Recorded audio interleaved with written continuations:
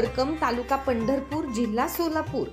निर्यातक्षम द्राक्ष, बेदाणा, केळी उत्पादन, प्रक्रिया व विक्री सेवा उद्योग। श्री रघुनाथ जाधव, सेवानिवृत्त पोलीस अधिकारी व सद्भावक शेतकरी। आपल्या जन्मभूमी, शेती व शेतकरी बांधव यांच्या सोबत असलेली सद्भावक नाळ पोलीस सेवेत असताना तुटू दिली नाही।